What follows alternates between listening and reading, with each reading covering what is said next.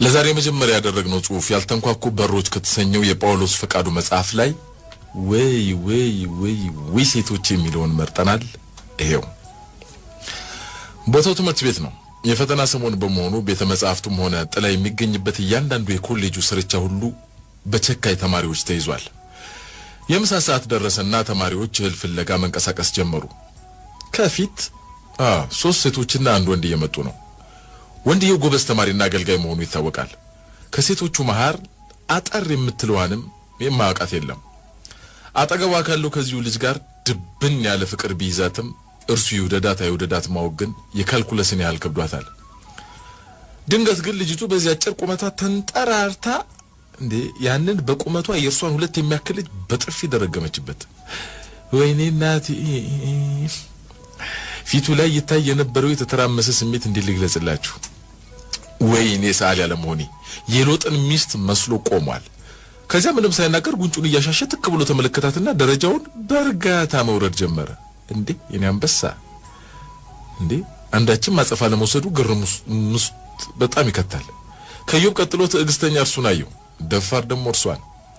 ይሄ ድርጊት ድሮም በቋፍ ለነበረው ግንኙነታቸው የመጨረሻ መሆኑ ነው። ከዚያ በኋላ የጠፍጣፊዋና የተጠፍጣፊው አብሮነት አበቃ እና ከዚህ ተነስቼ ማሰላሰል ጀመርኩ። ቆይ ልንገራችሁማ፣ እስቲ ወደ አንድ ቤት እንሂድ። እናትየዋ 3 ሴቶችና 3 ወንዶች ልጆችን ወልደዋል። ቢሆንም ሁሌም ራሳቸውን እንደ ሴት ልጆች እናት ብቻ ነው የሚያዩት። እኔ የሴት ልጆች እናት ነኝ ማለት ያዘወትራሉ። አባትየው እንዲህ ተናግረው ቢሆን ኑሮ አደገኛ እንደሆነ አስባለሁ። እናት እውነት አባት ደግሞ እምነት በመሆናቸው ሰው የእናቱን ማንነት ግራ የማያጋባ ሆኖ ነው እንጂ በእናትየው ንግግር ወንዶቹ ልጆች በተደናገጡ ነበር። እናትየዋ በዚህ ብቻ አላበቁም። ሴቶች ልጆቻቸውን ለይተው ነው ስለ ትዳር፣ ያው እንግዲህ ስለ ወንዶች አይደል፣ አንቺ ወንድ ልጅ እንዲህ ነው እንዲውኝ ለስትርበይ አንቺ ወንድ ልጅ እንዲው በቃ መክራሉ፣ ያስጠነቅቃሉ። ወንድ ልጆቻቸውን ግን ስለ ሴቶች ሲመክሩ አይታዩም። አባትየው ደግሞ ወንድ ልጆቻቸውን በተለይ ትልቁን ሲመክሩ ልጅ ሆይ ሴት ልጅ ልጓም ናት ሰብሰብ በል እያሉ ነው። ከዚህ ውጭ ምክር ሰጥተው አያውቁም። ለካ ሴቶች እንዲህ ናላችንን የሚያዘሩት ጓዳዛ በእናቶቻቸው መካሪነት ነው። ነቃን። ልጅ ሆይ ሴት ልጅ ልጓም ናት። አባትየው እውነታቸውን ይመስለኛል። ባለትዳር ወንድ እንደ ልቡ ሲናገር አይቶ የሚያካል እስቲ ከናንተ መካከል እጁን ያወጣ ልብ ያለው። በተለይ ሚስቱ አብረው ካለች አበቃለት። ደርሶ ዝምተኛና ቁጥብ ይሆናል። ባል ከሌሎች ሰዎች ጋር ሲያወራ የሚስትን አይን አስተውላችሁ ከሆነ የባልየው አይን ላይ ነው የሚያርፈው። ባይኗ ሪሞት ኮንትሮል ባሏን ከርቀት እኮ ነው በቃ ለቀም የማይሆን ነገር አወራለሁ ካሉ ባይኗ ሃርድ ትሰጠዋለች። ስለዚህ ምን ማውራትና ለማውራት እንዳለበት እንዴት ማውራት እንዳለበት ለማወቅ የእርሷን ፊት በስጋት እየተመለከተ ነው የሚያወራው። ወይኔ ባል ሲያሳዝን! እንደው እድለኛ ቢሆንና በዚያ ሰዓት ዝም ብትለው እንኳን ማታ ቤቱ ሲገባ ወይኔ ጉዱ ነው። እኔ ቆንጆራት ይቀርብልህ ቡና ይቀርና ሂሱ ግምገማው ግለይሱ ይቀጥላል። ትዳር ውስጥ ሳይሆን ትጥቅ ትግል ውስጥ ያለ እስኪመስለው ድረስ መተኛት ሲያምረው ይቀር። አንድ ወንድ ሚስት ካገባ በኋላ በነጻነት አይናገርም። ስለዚህ ገና ሲያገባ ባንዲራውን አውርዶ ለተገዥነት ትከሻውን ማመቻቸት አለበት። አሊያማ በሕገ መንግስቱ የተፈቀደለት የመናገር ሐሳብና ማለት በነጻነት ብቻ ሁሉን ነገር ግልጽ የማድረግ በትዳር ስም ቀስ በቀስ አይገፈፍም ነበር። ሴቶች ግን ሕገ መንግስቱን የመናገር መብታችንን እንዲጥሱ ማን የፈቀደላቸው? እንደ ጥያቄ ነው። ሳያገባ በፊት ራሱን ችሎ ይናገር የነበረ አንደበተ ርቱዕ የሚባል ሰው የንግግር ዋን የሚል የጀማሪ ኮርስ ዛሬ በሚስቱ ይቀርብለታል። አይወለስትና እንደዚህ አትበልሽ፣ አታዋርደኝ፣ እስቲ ጀነን በል እንደሱ ትለዋለች። ባለ ዲግሪ ቢሆንም ሚስት ዘንድ ይሄ ዋጋ የለውም። ብዙውን ጊዜ ሚስቶች በእድሜ ያሰው እንኳን ሽቅብ ለታላላቆቻቸው ንግግር የሚያስተምሩት ግን በምን ሂሳብ ነው? ታዲያ እንደ ልቡ መናገር የለመደ የኔ አይነቱ ወንድ ምን ይውጣል? ሴቶች ዝም የሚያሰኙት ሚስት ሲሆኑ ብቻ አይደለም፣ ያው እናትም ሆነው ያው ናቸው። እኔ እንደ ልቤ መናገርና መወራጨት የሚችለው አባቴ ፊት ብቻ ነው። ከተሳሳትኩና ገለጻ የሚያስፈልገኝ ከሆነ ገለጻ ያደርግልኛል። ባስቂ ንግግሬ መሳቅ ግዴታው ነው። አከራካሪ ጉዳይ ከሆነም ክርክር እናካሄድበታለን እንጂ ዝም በል አልባልም። እናቴ ግን አንተ ወይ እንዲህ አይባልም በቃ የዘወትር ንግግሯ ነው።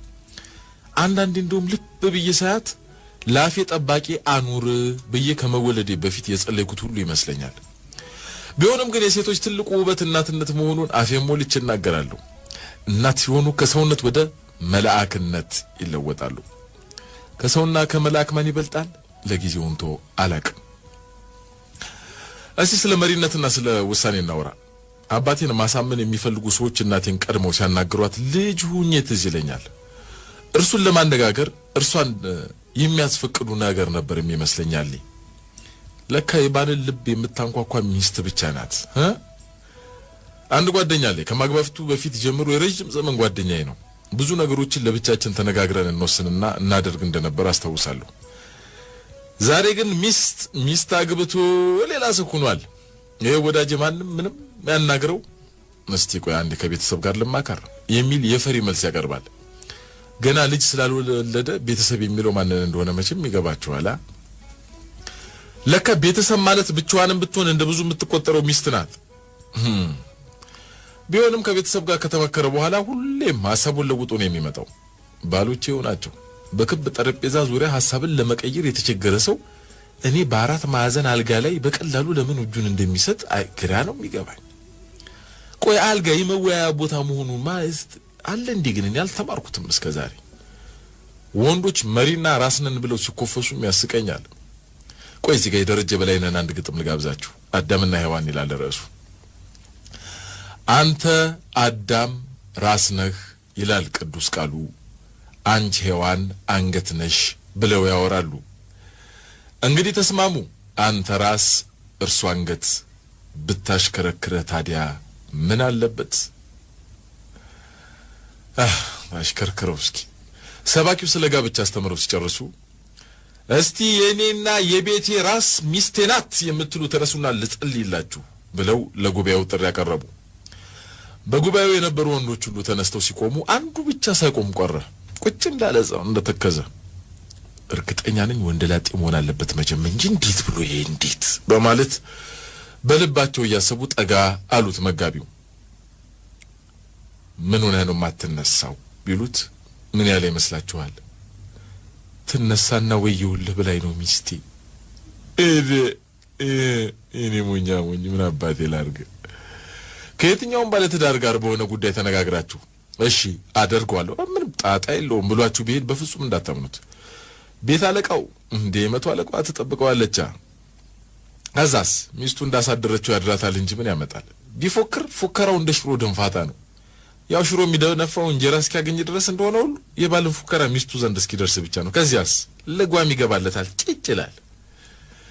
አንድ ጊዜ ከአንድ ወዳጄ ጋር በሆነ ጉዳይ ተጋጨን። እርሱም ሆነ ሚስቱ የዓመታት ወዳጆች ናቸው። ከእርሱ ጋር ዱላ ቀረሽ ጭቅጭቅ እንጨቃጨቃለን፣ በየቀኑ እንነታረካለን። እርሷ ግን ሁሌም ዝም ነው፣ በቃ ጨዋ። እኔና እርሱ ለገላጋይ ሁሉ አስቸግረናል። ይህም የየዕለት ስራችን ያህል ሆኖብናል። ላሳመነው ተቃርቤ ብንለያይም በማግስቱ እንደገና ኃይሉን አድሶ ነው የሚመጣው። እርሷ ግን ስትናገር ምንም አትታይም። ዝምታዋ ውስጥ ያለውን ሐሳብ ለማወቅ ግን አልበርት አንስታይንን መሆን ይጠበቅብኛል። ስለዚህ አልቻልኩም። the dark horse ይሉታል ፈረንጆቹ። የማይታየው ፈረስ ልንለው እንችላለን። ለካ የማትታየው ፈረስ እቤት ሲገባ ጠዝ ጠዝ ጠዝ ጠዝ ጠቅጠቅ አንተ እንዲህ ሲል እሺ ትላለህ። አንተ እንዲህ ሲል እንዲህ ሊል አይደል? እንዲህ ትላለህ። እንዲህ ያር እሺ ብሎ ግላይሱን ውጦ ይመጣል። ያው ሐሳብ ይቀየራል አይባል። ሌላ ደግሞ በፍቅር ጥየቃ ላይ እስኪ ሴቷ ወንዱን ለፍቅር ብትጠይቅ ምን አለበት የሚል ጉንጭ አልፋ ክርክር በተለያየ ጊዜ አጋጥሞኝ ያውቃል። በእነርሱ ቤት ሁሌም ጠባሹ ወንድ መሆኑ ነው። ድንቄ መቴ እስኪ አሁን የትኛው ወንድ ነው አረንጓዴ መብራት ያላሳየችውን ሴት አብስሎ የሚያውቀው? ሴቶች መጀመሪያ ወንዱን ያዩታል፣ በራሳቸው መንገድ ይገመግሙታል። ሲፈልጉትም በማህበር እኮ ተደራጅተው ይወያዩበታል። ጉድ እኮ ናቸው መቼም።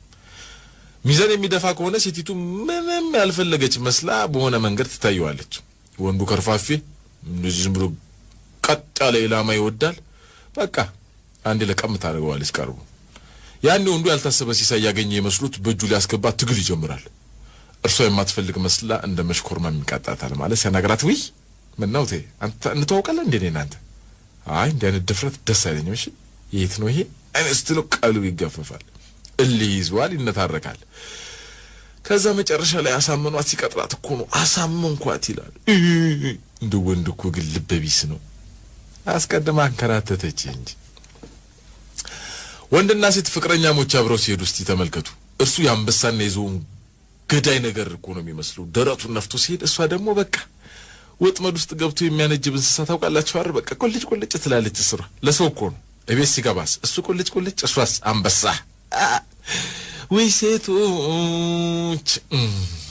ሴቶች የሴቶች ሌላው ባህሪ ደግሞ እነርሱ ያልተሳተፉበት የትኛውም ውሳኔ መቃወም በቃ ለማዳቸው ነው እነርሱ ካልተሳተፉበት የተረሱና ችላ የተባሉ ስለሚመስላቸው ምንም ነገር ቢሆን አይጠማቸውም በሰላም መኖር የፈለገ ወንድ በሁሉም ነገር ሚስቱን ቢያሳትፍ ይበጀዋል እስቲ ወደ አዳምና ሔዋን እንሂድ ከመጀመሪያው አዳም ያችን መዘዘኛ ፍሬ እንዳይበላ እግዚአብሔር ትእዛዝ ሲያስተላልፍ ሔዋንስ የታቃለች ፍሬ ሰው አልነበረችም ዓለምን በማየት እኮ እንቀድምሻለን ሴት ከዛስ አልተፈጠረችም እንደው አዳም ግን ይህንን ትእዛዝ ስለቀረበለት አንድም ቀን ሲነጫነጭ አልሰማነው ዛፋ አጠገብ የደረሰ መራ አይመስልም እንደው ምንም እንደተሰማው አናውቅም ብቻ በሰላም ሲኖር ሳለ ነው ሔዋን የመጣቻ ከዚያስ ፍየል ከመድረሷ ቀጠል መበጠሷ ባለቤቷ በስራ ተወጥሮ ያለ ምግብ ልታዘጋጅለት ወደ ተከለከለው ዛፍ ሄደችና ያስቆመጃላ እርሷ ባልነበረችበት ወቅት የመጣውን ትእዛዝ ለመቀበል ስላልፈለገች እሷ አልተስማማችማ አፈነገጠች እርሱም አልቀረለትም ተከታይ አይደልሱ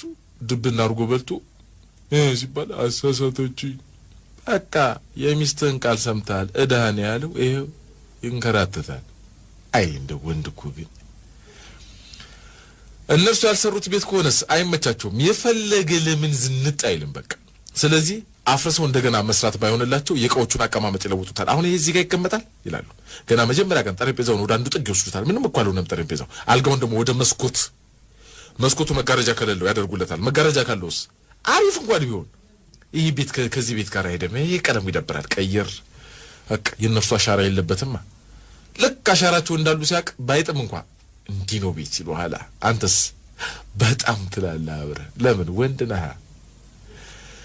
ሴቶች ከሔዋን ጀምሮ አቡ ያው ናቸው ብሏል አንድ የተናደደ ጓደኛዬ ሳስበው እውነቱ ሳይሆን አይቀርም ለምሳሌ እኔ የትሜጄ ስለናቴ ሳወራ ማንንም አይገርመው ምክንያቱስ ምን ይመስላችኋል በቃ እናቶች ሁሉ አንድ ናቸው ስለ አባቴ ሳወራ ግን ሰው በትኩረት ነው የሚያዳምጠው ለምን ያንዱ አባት ያንዱን አባት አይመስሉም ከፈለክ እንወራረድ እዚህ ላይ ሴቶች መመሳሰል ብቻ አይደለም ሲተባበሩም እኮ ለጉድ ነው እስቲ ሴቶችን እያጣጣልክ ተናገር ጥለኛ ሴቶች ቢሆኑ እንኳን ተረባረበው ይነሱበታል በቃ ሴቶች ወንዶችን እየተቃያወሙ ቢናገሩስ ብዙ ወንዶች ቢኖሩም ጉዳይ ብሎ የሚከራከር አይገኝም ይሄው የወንዶች ጉዳይን የሚከታተል አንድ ትንሽ ቢሮ ማቋቋም ያቃተል ለዚህ አይደል እንዴ ሴቶቹ ግን እልፍ ሆነዋል እነርሱ መስማማት የሚያቀታቸው መቼ ነው ከኛ ጋር ፍቅር ሲጀምራቸው ሁለት ሴቶች አንድ ወንድ ካፈቀሩ ነገር ተበላሽ እንደውም የታሪክ ጻፊዎች ያልደረሱበትም እንጂ ሶስተኛ ዓለም ጦርነት በዛ ሳይነሳ ይቀራል ለማንኛውም የት ላይ ነበርኩ ይሁን ሁሉ መዘባዘበው አው በጥፊ ተብሎ ሲሄድ ነው በጥፊ የነደደ ጉንጩን እንደኔ ጉንጫ ስብ ያሻሽው የትምህርት ቤቱን ደረጃ ወረድኩት ይሄን ሁሉ እያሰብኩ ነበር ግን አሁን ሴት እንዲያ ማረር ያሆነ ቤት ስገባ ማን ያስቀምጠኛል ከምጠዘጠዝ ቡና ተፈልቶ ሊብጫውታ አይሻልም ሞኝ ነው ሴትን አማሩ ወደ ሴት የሚሄድ እና ሴቶች እናንተ እኮ የዚህ የወንዶች ዓለም ፈርጦች መሆናችሁን አልክድም እኮ ሴቶች በሌሉበት በተዋበ ገነት ከመኖር ከነርሱ ጋር ከገነት መባረርን መርጠናል ሴቶች ኑሩልን እናንተም ማማረር እናንተው ስለገባ መልሼ በተደራጀ ከተማ ያለ እነርሱ ከመኖር በሰራ በራ ከነርሱ ጋር አብሮ መኖር ይሻላል ሳቃቸው መኖር ለቅሷቸው የትኛውንም የህይወት ልቃቂት የመተርተር አቅም አለው የሴቶች እነርሱ በተገኙበት ቦታ ህይወትና ውበት አብረው ይገኛሉ በቃ ምን ሌላስ ያለ ሴቶች ተሳትፎ አብዮቱ ግቡን አይመታም ብሏል መንግስቱ ኃይለ ማርያም እኛ ደግሞ እንኳን አብዮቱ አይነጋም ለሊቱ ብለን ጨምረንበታል ጊዜው ቢያልፍም ሴቶች ቆንጆ ናችሁ ጥሩ ነው ምና የሚል ቴክስቶች መጥተዋል አንድ ግን ማቀው ከቤት የተላከ ቴክስት አለ በቀረበው ጽሁፍ ምክንያት ዛሬ ማደሪያህን ፈልግ የሚል ነው እንግዲህ አንደኛችሁ ጋር እመጣለሁ